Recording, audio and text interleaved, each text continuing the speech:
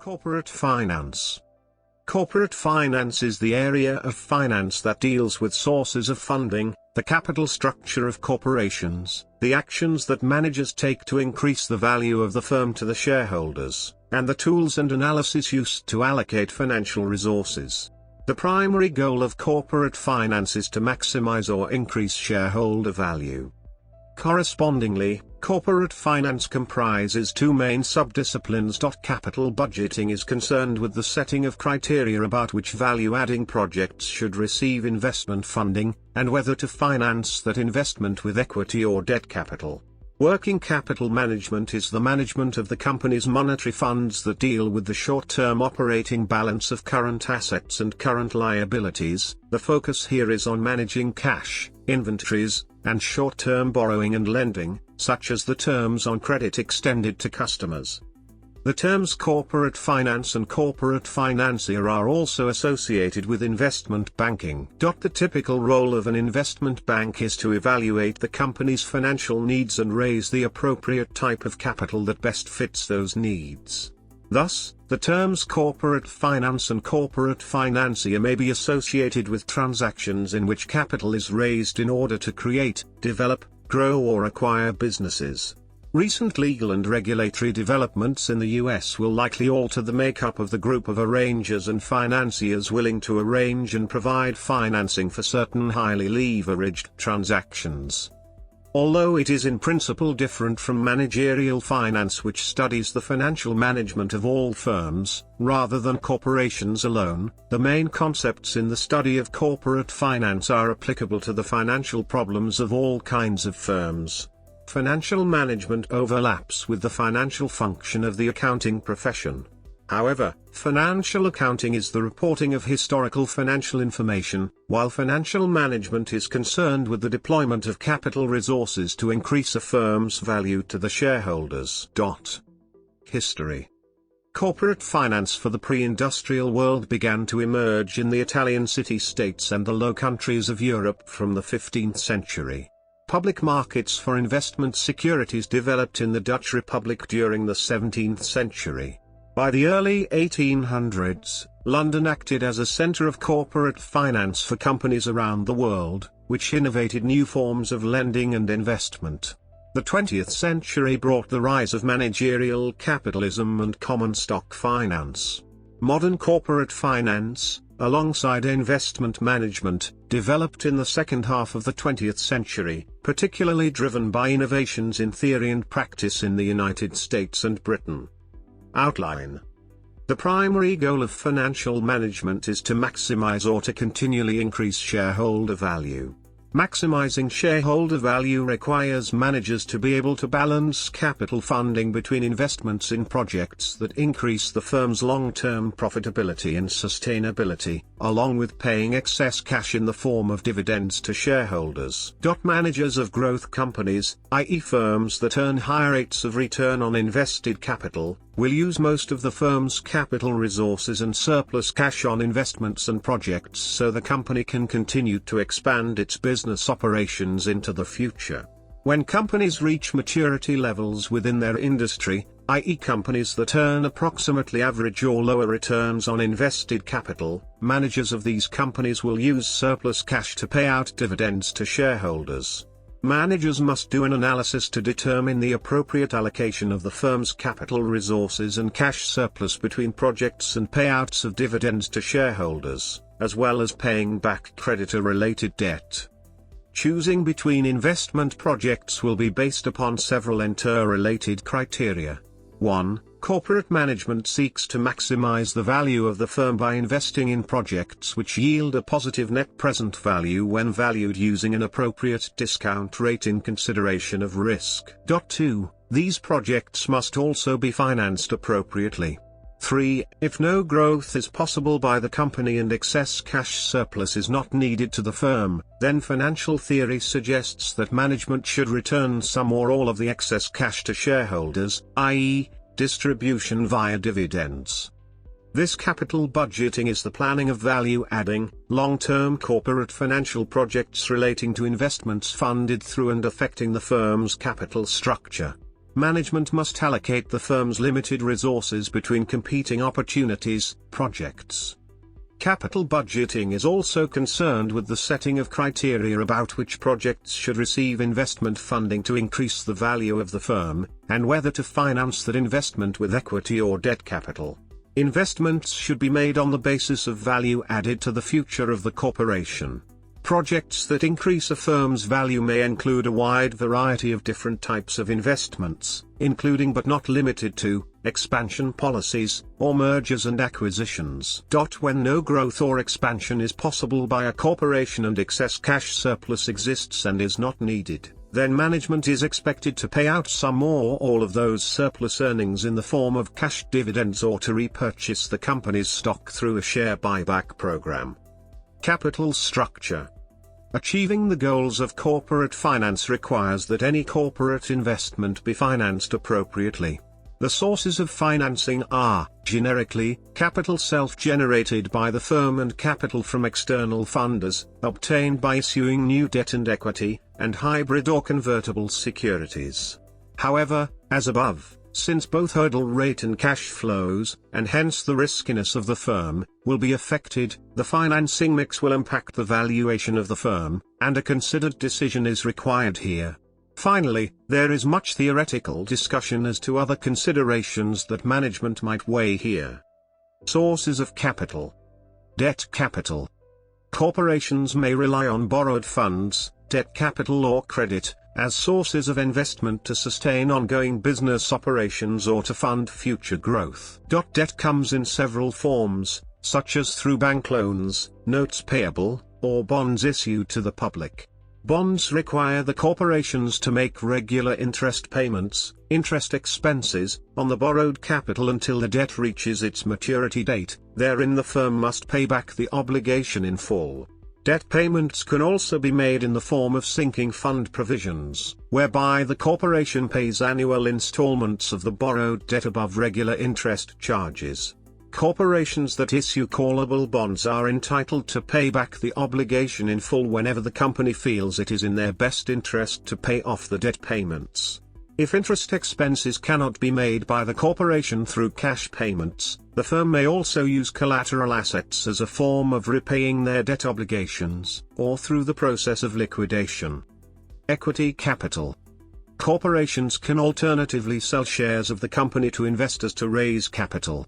Investors, or shareholders, expect that there will be an upward trend in value of the company, or appreciate in value, over time to make their investment a profitable purchase. Shareholder value is increased when corporations invest equity capital and other funds into projects, or investments, that earn a positive rate of return for the owners.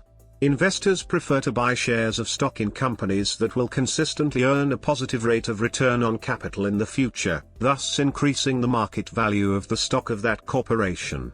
Shareholder value may also be increased when corporations pay out excess cash surplus, funds from retained earnings that are not needed for business, in the form of dividends.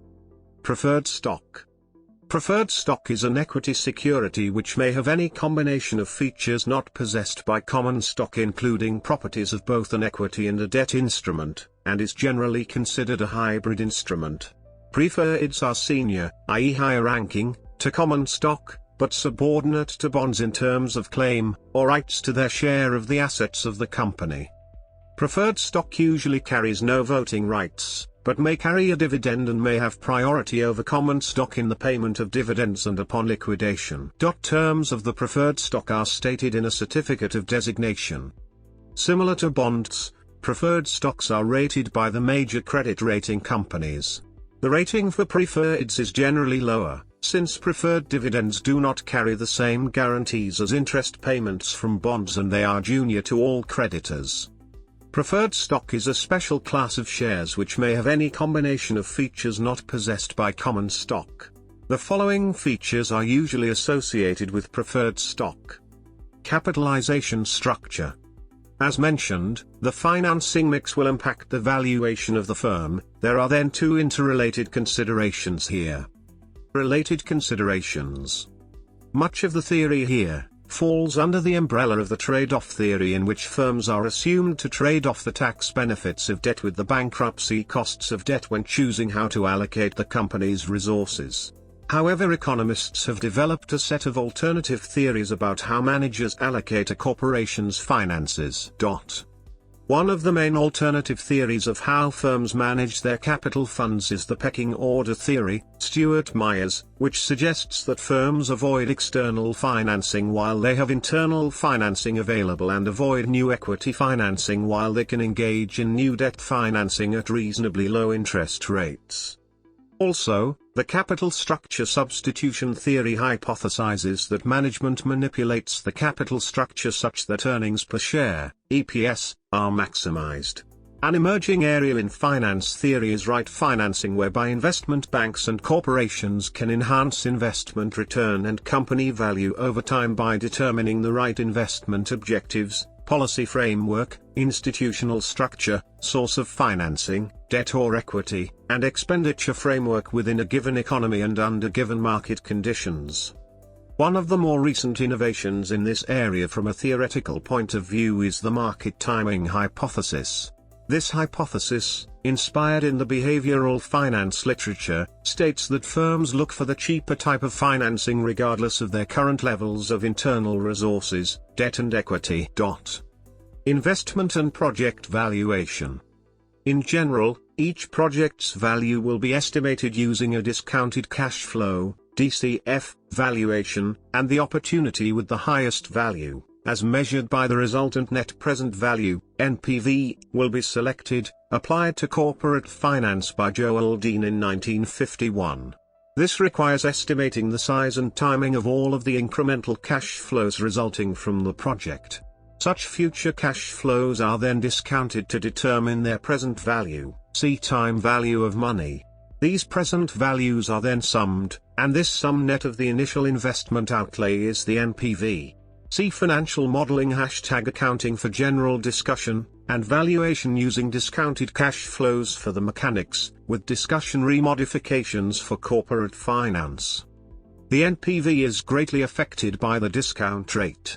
Thus, identifying the proper discount rate, often termed the project hurdle rate, is critical to choosing good projects and investments for the firm. The hurdle rate is the minimum acceptable return on an investment, i.e., the project appropriate discount rate.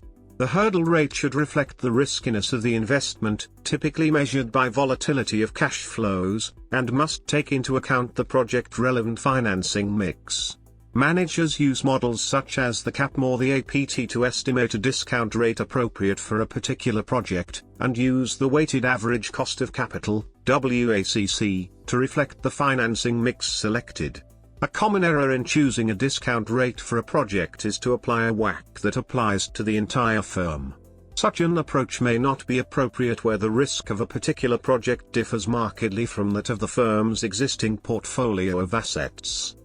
In conjunction with NPV, there are several other measures used as secondary selection criteria in corporate finance. See capital budgeting #ranked projects. These are visible from the DCF and include discounted payback period, IRR, modified IRR, equivalent annuity, capital efficiency, and ROI.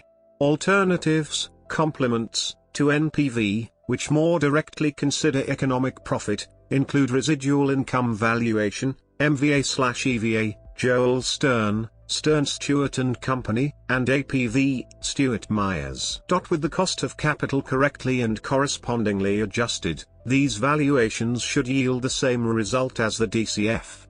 See also list of valuation topics. Valuing flexibility. In many cases, for example R&D projects, a project may open, or close, various paths of action to the company, but this reality will not, typically, be captured in a strict NPV approach. Some analysts account for this uncertainty by adjusting the discount rate, for example by increasing the cost of capital, or the cash flows, using certainty equivalents, or applying subjective haircuts to the forecast numbers, see penalized present value. even when employed. However, these latter methods do not normally properly account for changes in risk over the project's life cycle and hence fail to appropriately adapt the risk adjustment. Management will therefore, sometimes, employ tools which place an explicit value on these options.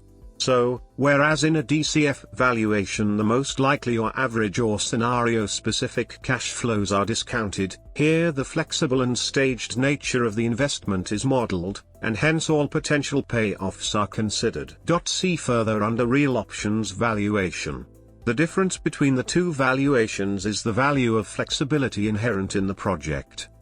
The two most common tools are decision tree analysis, DTA, and real options valuation, ROV. They may often be used interchangeably. Quantifying uncertainty. Given the uncertainty inherent in project forecasting and valuation, analysts will wish to assess the sensitivity of project NPV to the various inputs, i.e. assumptions, to the DCF model. In a typical sensitivity analysis, the analyst will vary one key factor while holding all other inputs constant, ceteris paribus. The sensitivity of NPV to a change in that factor is then observed, and is calculated as a slope, del to NPV, delta factor. For example, the analyst will determine NPV at various growth rates in annual revenue as specified, usually at set increments. For example, -10%, -5%, 0%, 5%, and then determine the sensitivity using this formula. Often, several variables may be of interest, and their various combinations produce a value surface, or even a value space, where NPV is then a function of several variables. See also stress testing. Using a related technique, analysts also run scenario-based forecasts of NPV.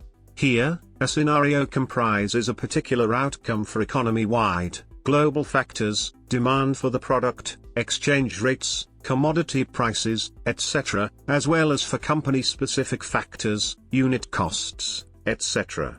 As an example, the analyst may specify various revenue growth scenarios, for example -5% for worst case, +5% for likely case and +15% for best case, where all key inputs are adjusted so as to be consistent with the growth assumptions, and calculate the NPV for each. Note that for scenario-based analysis, the various combinations of inputs must be internally consistent, see discussion at financial modeling, whereas for the sensitivity approach these need not be so. An application of this methodology is to determine an unbiased NPV, where management determines a subjective probability for each scenario. The NPV for the project is then the probability-weighted average of the various scenarios, see First Chicago method. See also RNPV, where cash flows, as opposed to scenarios, are probability-weighted.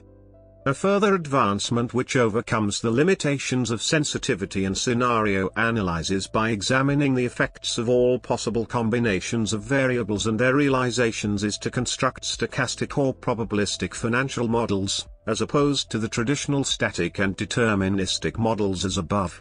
For this purpose, the most common method is to use Monte Carlo simulation to analyze the project's NPV.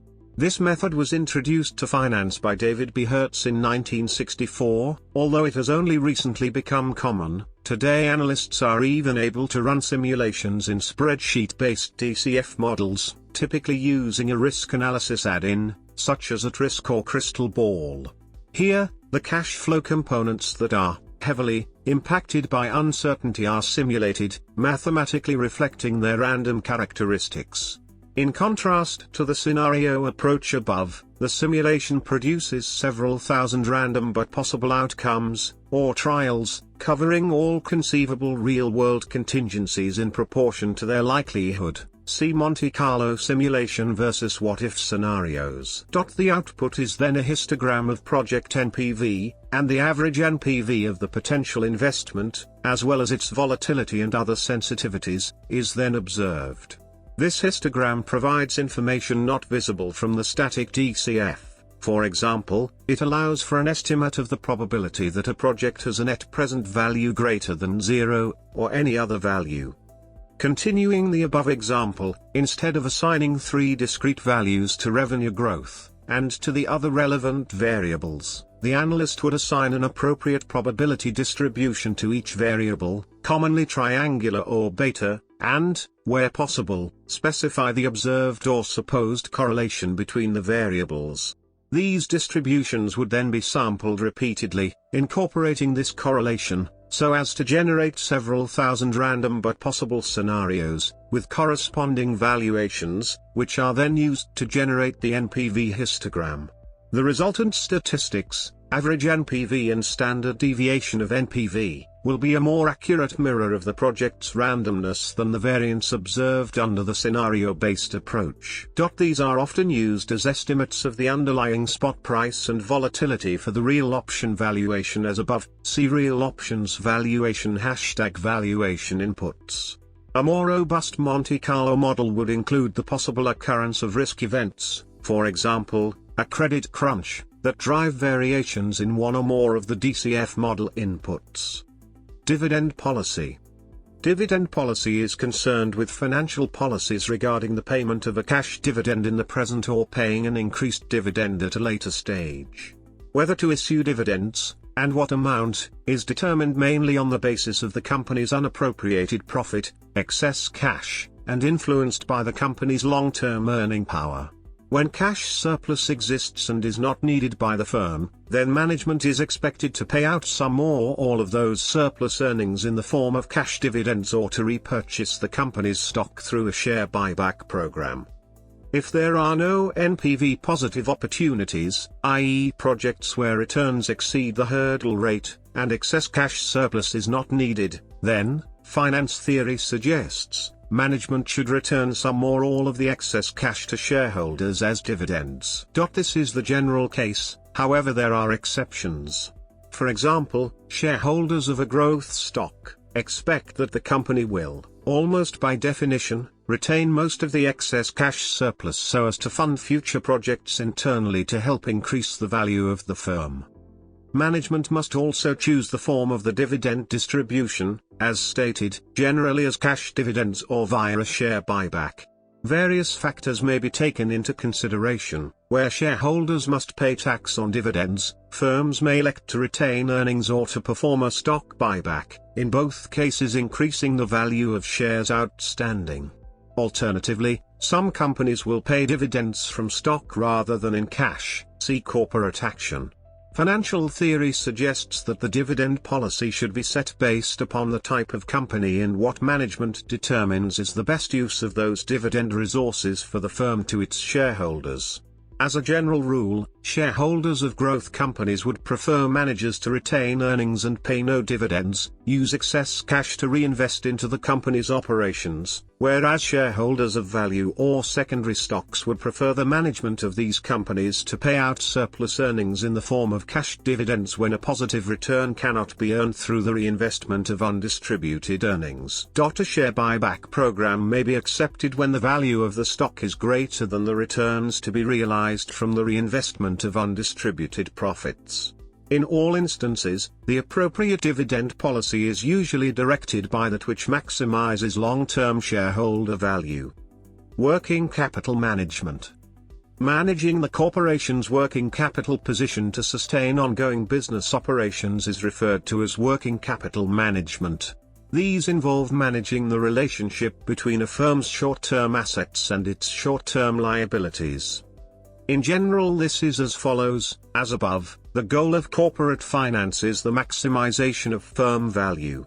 In the context of long-term capital budgeting, firm value is enhanced through appropriately selecting and funding NPV-positive investments. These investments, in turn, have implications in terms of cash flow and cost of capital. The goal of working capital, i.e. short-term, management is therefore to ensure that the firm is able to operate, and that it has sufficient cash flow to service long-term debt, and to satisfy both maturing short-term debt and upcoming operational expenses. In so doing, firm value is enhanced when, and if, the return on capital exceeds the cost of capital. See economic value added, EVA. Managing short-term finance and long-term finance is one task of a modern CFO. Working capital. Working capital is the amount of funds which are necessary to an organization to continue its ongoing business operations, until the firm is reimbursed through payments for the goods or services it has delivered to its customers. Working capital is measured through the difference between resources in cash or readily convertible into cash, current assets, and cash requirements, current liabilities.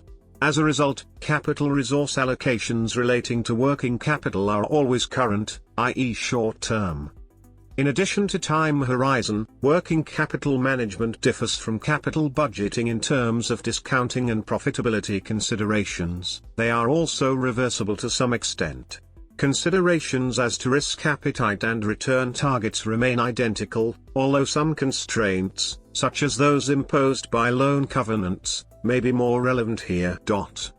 The short-term goals of working capital are therefore not approached on the same basis as long-term profitability, and working capital management applies different criteria in allocating resources. The main considerations are 1. Cash flow, liquidity, and 2. Profitability, return on capital, of which cash flow is probably the most important. Management of working capital. Guided by the above criteria, management will use a combination of policies and techniques for the management of working capital. These policies aim at managing the current assets, generally cash and cash equivalents, inventories and debtors, and the short-term financing, such that cash flows and returns are acceptable. Relationship with other areas in finance. Investment banking. Use of the term corporate finance varies considerably across the world. In the United States it is used, as above, to describe activities, analytical methods and techniques that deal with many aspects of a company's finances and capital. In the United Kingdom and Commonwealth countries, the terms corporate finance and corporate financier tend to be associated with investment banking, i.e. with transactions in which capital is raised for the corporation. These may include financial risk management. Risk management is the process of measuring risk and then developing and implementing strategies to manage, hedge, that risk. Financial risk management, typically, is focused on the impact on corporate value due to adverse changes in commodity prices, interest rates, foreign exchange rates and stock prices, market risk. It will also play an important role in short-term cash and treasury management, see above. It is common for large corporations to have risk management teams, often these overlap with the internal audit function. While it is impractical for small firms to have a formal risk management function, many still apply risk management informally. See also enterprise risk management. The discipline typically focuses on risks that can be hedged using traded financial instruments, typically derivatives, see cash flow hedge, foreign exchange hedge, financial engineering. Because company-specific, over-the-counter, OTC, contracts tend to be costly to create and monitor, derivatives that trade on well-established financial markets or exchanges are often preferred. These standard derivative instruments include options, futures contracts, forward contracts, and swaps. The second-generation exotic derivatives usually trade OTC. Note that hedging-related transactions will attract their own accounting treatment, see hedge accounting, mark-to-market accounting, FASB 133, ES 39. This area is related to corporate finance in two ways. Firstly, firm exposure to business and market risk is a direct result of previous capital financial investments. Secondly, both disciplines share the goal of enhancing, or preserving, firm value. There is a fundamental debate relating to risk management and shareholder value. For the Modigliani and Miller framework, hedging is irrelevant since diversified shareholders are assumed to not care about firm-specific risks, whereas, on the other hand, hedging is seen to create value in that it reduces the probability of financial distress. A further question, is the shareholder's desire to optimize risk versus taking exposure to pure risk, a risk event that only has a negative side, such as loss of life or limb. The debate links the value of risk management in a market to the cost of bankruptcy in that market.